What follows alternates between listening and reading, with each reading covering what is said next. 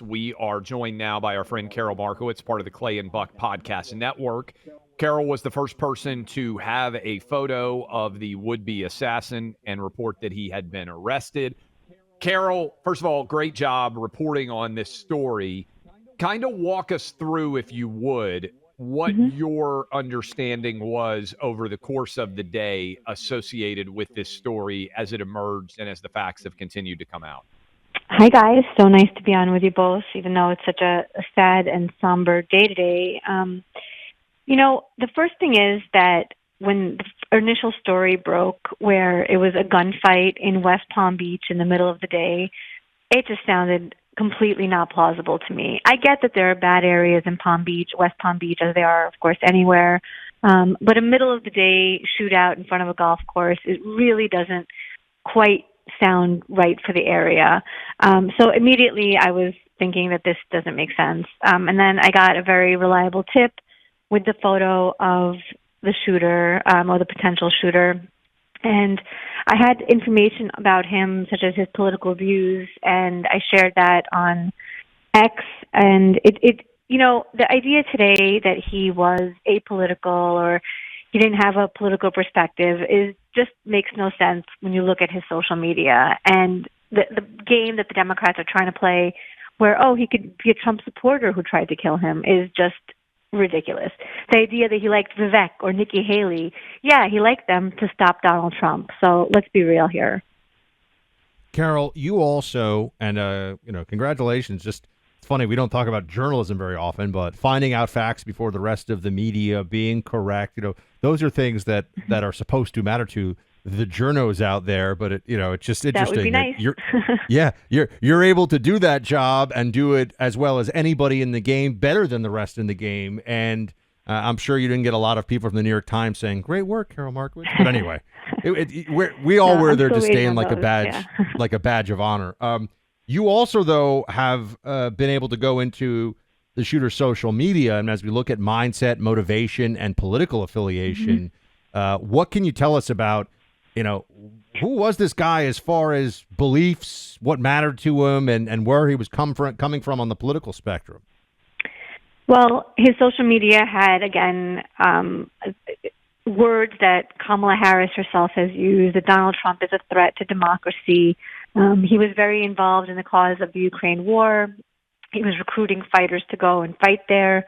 He had an anti-Israel perspective, really typical left-of-center perspectives, basically. I think that his politics are entirely in line with most average Democrats. And again, to say this does not mean to blame every Democrat in the country for potential assassinations of Donald Trump.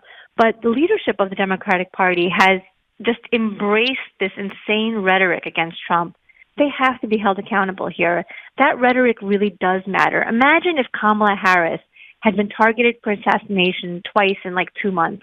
The country would lose their mind. The media would lose their minds. And it would just be wall-to-wall accusations of Republicans that they brought this on Kamala. And so I think it's the exact same thing in reverse. The Democrats really do have to have some sort of standard here where they understand that they can't keep talking like this about a major presidential candidate nominee. It's not some fringe guy. He is, one of the two major parties. This is the presidential candidate. You have to stop this. Karol, after Butler, PA, I said there were only two options on how that individual was able to get the shots on Trump that he did. One was gross, potentially criminal negligence. That is a standard of law where it's just completely unacceptable negligence, basically. Second was it was intentional. Now that this has nearly happened again, isn't it hard to feel like this isn't, instead of a glitch in the system, part of a system that's designed to not provide Trump the protection he needs? I mean, you even had Joe Biden walking out of the White House saying there aren't enough Secret Service agents. I think the federal budget is $6 trillion right now. We're running a $2 trillion deficit. Is it really the case that we can't afford to hire and train people to protect Trump? Right. I mean, that's a great question. And the thing is that the security apparatus has to see it as either this is happening on purpose, and I'm not a conspiracy theorist, but the only other option is gross incompetence. So which one of these does the Secret Service want to be? How do you get away from the fact that this has come so close to happening to him again? And it's terrifying to imagine. The last story I saw was that he was in the bushes for hours. How do they miss that? How do they not see somebody in the bushes for hours and hours that is that close in proximity to Donald Trump? It's really scary. I'm terrified to imagine what would have happened if, God forbid, he had gotten a shot off, and what we would be talking about today. Our country is teetering, and stuff like this really, really adds to it. Wasn't he arrested with like a pink T-shirt on? Am I right about that? Or some brightly colored Over T-shirt. his head. I bring it up because, and you had that photo and you shared it. It was the right photo. I mean, the accurate photo of who the shooter was. It's not like he was wearing a ghillie suit and had real tactical proficiency. I mean, this is a guy, from what we can tell, who is kind of a loon, but has been around. He's been in some different videos that you've seen. Did they profile him for trying to bring fighters to Ukraine? And That's right. and he wears a pink T-shirt and sets up. My point is just like this isn't like somebody with a tremendous skill set for this kind of an act who got really close. It's some loon with a pink shirt on and a rifle just waiting in the bushes. Yeah, that's it. And the other thing is that picture that I posted, it was taken when he was arrested in Martin County, which is the next county up from Palm Beach County. So he had managed to really get away pretty far. The idea that, they had apprehended him and sort of in the act or something is just not plausible here. He basically got away, and they managed to catch up with him. So all of this is scary. I would hope that there's a real serious review this time around about the security that Donald Trump has, what he deserves, what it means that he's had 2 attempts on his life during this campaign. I think they need to take it just another level of seriousness. And, I would hope that none of this is on purpose. Obviously, I don't want to live in a country where the Secret Service is trying to take out one of the presidential candidates. I don't want to believe any of that. But again, the options are it's either on purpose or it's incompetence, and neither one of those are good for America. 100%. And the more times you're incompetent, the least you can defend it as just incompetence, because over time, as you continue to be incompetent, no one was really held responsible for Butler, PA. The acting Secret Service director had to step down, but it's not like there were tons of people fired and there were major consequences for that failure. Now it happens again. Karol, you've been in the media a long time. I think this is so important. Even on Tuesday last week, 6 days ago in the debate, they asked Donald Trump directly about Jan 6. To my knowledge, there is yet to be any question, because Kamala Harris doesn't do media availability, asking her about the language that was directly pulled from her speeches or Joe Biden's speeches that were in the tweets from this guy who tried to kill Trump. What would the media do if this was reversed? In other words, Kamala Harris or Joe Biden had been targeted in 65 days.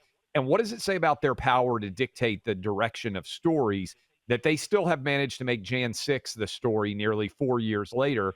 And with 2 assassination attempts on Trump in 65 days, they're managing to somehow not make that the story.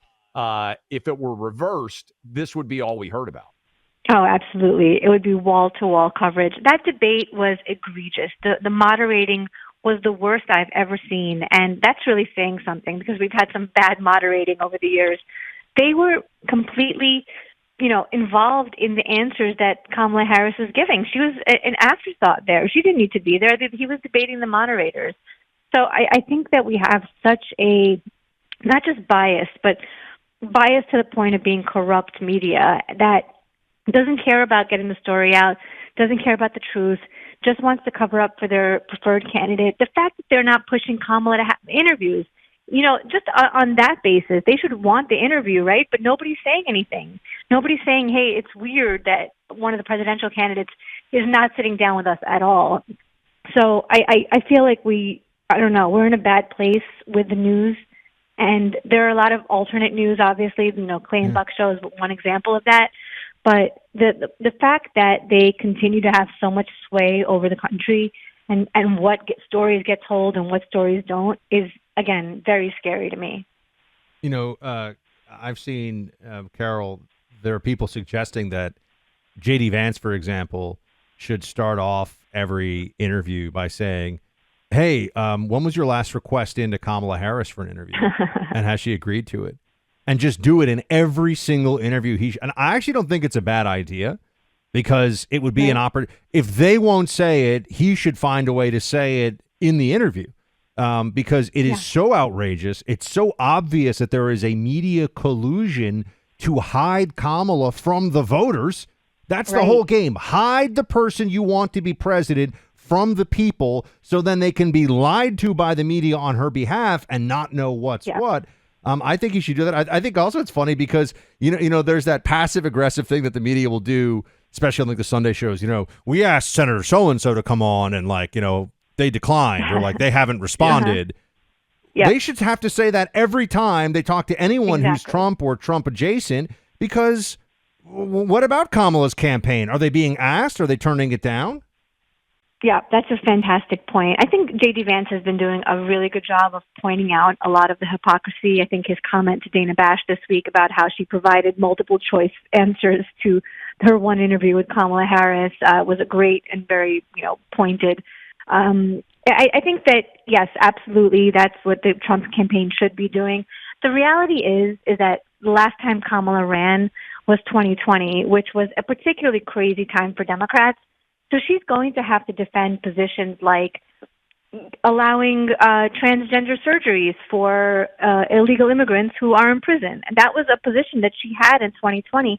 And the thing is, they didn't even portray it as a crazy position back then, or the idea of getting rid of private health care, or giving health care to every single illegal immigrant that comes into the country.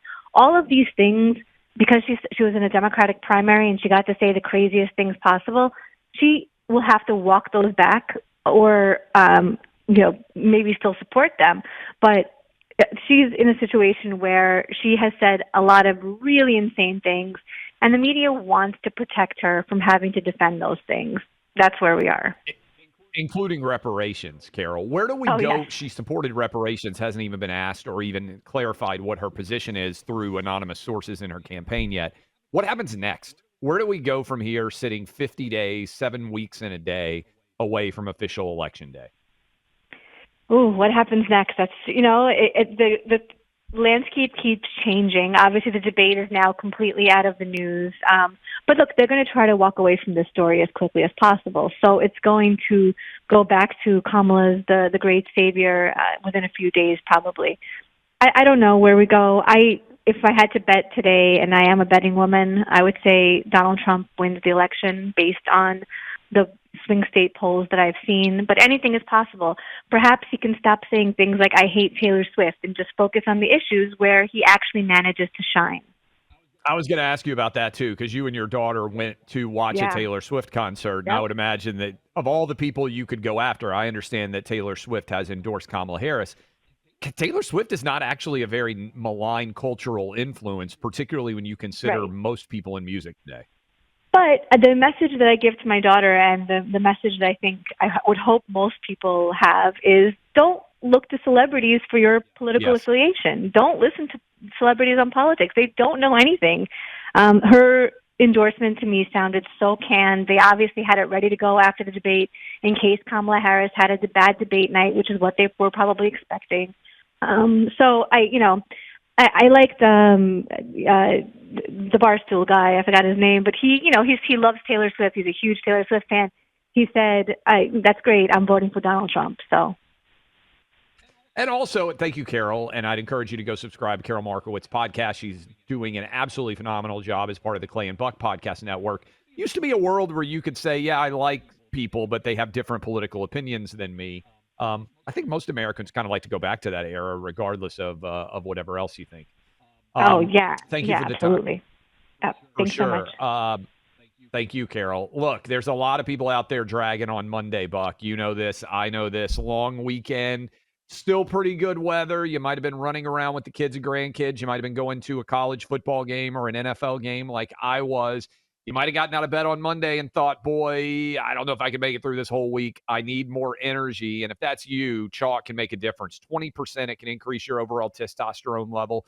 over the course of your 3 months taking this product, you know what I'm going to do?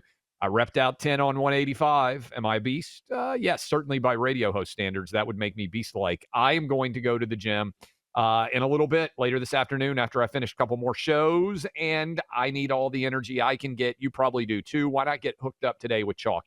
CHOQ.com. My name, Clay. Massive discount on any subscription for life. You can cancel at any time. You can call 50-CHALK-3000 now. Say Clay and Buck sent me. That's 50-CHALK-3000. Chalk's U.S.-based customer service team working today to assist you right now. Get hooked up. 50-CHALK-3000. That's 50-CHOQ-3000.